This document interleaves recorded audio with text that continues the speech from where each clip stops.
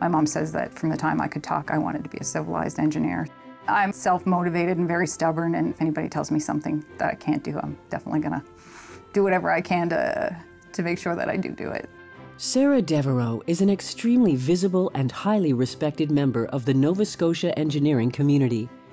She is a partner of Dillon Consulting and has had a long and extremely successful career as a civil engineer specializing in waste management and water resources.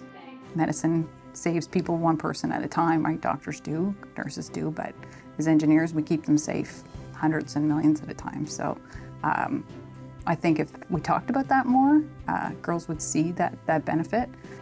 En tant que mentor, Madame Devereaux encourage les étudiants à poursuivre la carrière de leur choix, mais souligne qu'ils devront surmonter de nombreux obstacles et que la profession semble être une profession invisible.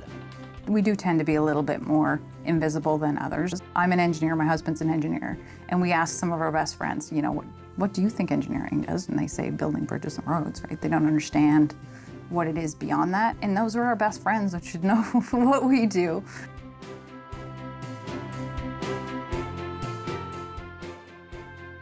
Sarah is a well-known champion for women in engineering. As the Engineers Nova Scotia representative on the Engineers Canada Women in Engineering Committee, she successfully lobbied for Engineers Nova Scotia's full support of Engineers Canada's Women in Engineering initiatives.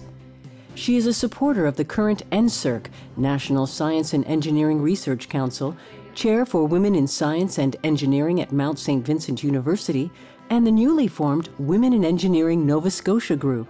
When I started on the Council of Engineers Nova Scotia, they asked me to be involved in something called the Women in Engineering Advisory Group, which was a group of women from each province that got together to talk about best practices in terms of how we were supporting women in engineering. And that evolved into what's now the Women in Engineering Committee of Engineers Canada. Sarah is well recognized by our members for the passion that she has towards women in engineering. Under Sarah, we were the first association to adopt the 30% female by 2030 goal. We instituted a new award for the advancement of women in the profession, and Sarah was actually the first recipient of that award. Tout au long de sa carrière, Madame Devereaux s'est démarquée comme chef de file et modèle à suivre pour ce qui est de promouvoir l'apport du génie à la société et l'importance d'encourager les femmes à se lancer dans les domaines du génie et des sciences. Starting out in your career as a young engineer can be a little overwhelming. There's a lot to learn that you didn't learn in school. And it is great to have someone to help you along, to guide you along, and to learn from their experiences that they went through. She tends to view projects and initiatives from a team perspective. She doesn't view it in terms of her own personal success or how she'll be viewed, but how it will benefit the overall group.